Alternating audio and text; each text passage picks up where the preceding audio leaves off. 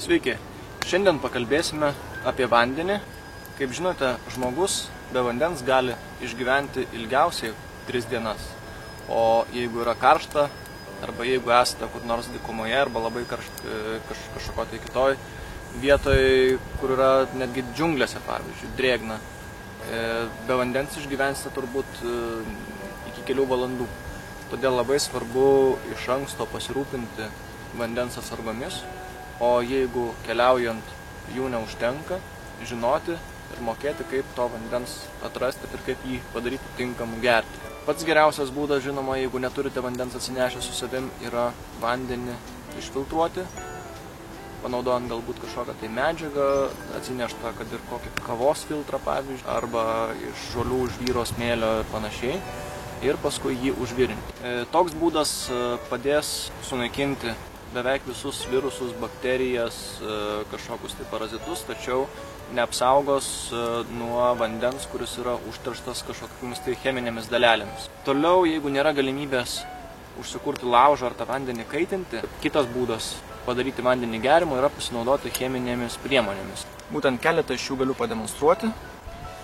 Viena gana prieinama priemonė, sakyčiau, netgi labiausiai prieinama priemonė ir pigiausia yra paprasčiausias chloro baliklis. Jo galite rasti visose praktiškai parduotuvėse. Pats pigiausias didelis butelis kainuoja porą litrų turbūt tik tai, o litrui vandens dezinfekuoti pakanka 1 lašo 0,05 ml chloro baliklį.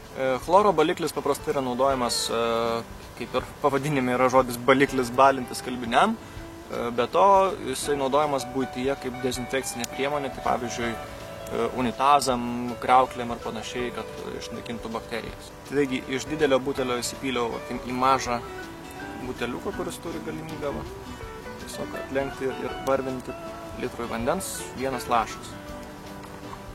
Ta dezinfekcija vyktų efektyviai, vanduo, į kurį lašinė turėtų būti šiltas, turėtų būti kambario temperatūros ar bent jau panašiai. Nes jeigu vanduo yra šaltas arba jeigu jis yra drumzlinas, kažkoks labai užterštas, tai tokiu atveju reiktų lašinti ne 1, bet 2 lašus. Ir būtent įlašinus reikia vandenį suplakti gerai ir palaikyti 30 minučių iki kol bus galima gerti. Verta paminėti, kad chloro baliklis jisai nėra 100% patikimas netgi mikroorganizmų atveju. Jisai nesunaikins vadinamosios bebrų karštinės, kuri turbūt Lietuvoje, negaliu tiksliai pasakyti, kad turbūt nėra dažnai sutinkama arba galbūt ne visai sutinkama, jinai paplitusi Šiaurės Amerikoje ir vadinamų kriptosporidijos parazitų. Todėl verta pagalvoti ir turėti tų priemonių, kurios yra netgi, sakyčiau, universalesnės, galima naudoti jas kaip medicininės priemonės. Viena iš jų, kad dabar išsiimu iš vaistinėlės, yra jodo tinktūra. Šiuo atveju turiu 5% jodo tirpalą. Nesu tiksliai paskaičiavęs, bet jeigu naudosite įprastą 2% koncentracijos tirpalą, litrui vandens dezinfekuoti reikės apie 10 lašų.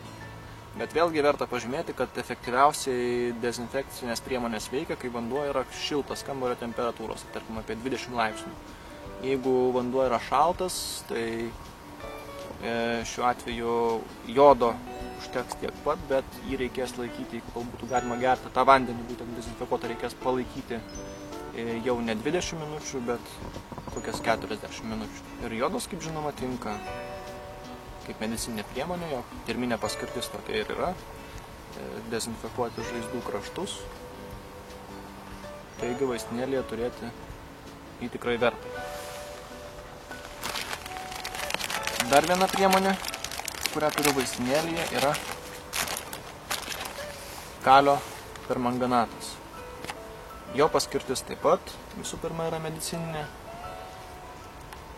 tačiau jį be abejo galima panaudoti ir vandeniui dezinfekuoti. Su jo būtent dozavimu yra paprasčiau, tiesiog beriant jį į vandenį reikės tik kelių kropelyčių pasižiūrėti, tiesiog kada vanduo įgauna truputį švelnę rožinę spalvą, berti ant daugiau ir nebereikia, tiek ir užtenka. Ir kaip ir prieš tai rodytų priemonių, reiktų palaikyti bent pusvalandį iki geriant. Būtent be šių priemonių, kurios visų pirma turi kitas paskirtis, vandenį dezinfekuoti taip pat turime ir specialių priemonių. Norėčiau paminėti gerai turbūt žinomos šitoje srityje Katadyn firmos vandens dezinfekavimo tabletės. Šitos tabletės yra pagamintos chloro dioksido pagrindu ir viena tabletė yra skirta litrui vandens. Kaip rekomenduoja gamintojas, tabletę išpakavus iš būtent pakuotės reikėtų nedelsint įmesti į kažkokią tai tarą, kurioje yra vanduo, užsukti ir palikti bent 4 valandom. Tada vanduo tampa saugus gerti. Netgi jeigu neturite su savim kažkokių tai cheminių priemonių vandenį dezinfekuoti, bet po ranka yra koks nors plastikinis, pavyzdžiui, maišas permatomas, jį galite panaudoti vandeniui dezinfekuoti ultravioletinių spindulių pagalba. Tiesiog reiktų į permatomą maišą pripilti vandens ir bent 6 valandom palikti saulėje.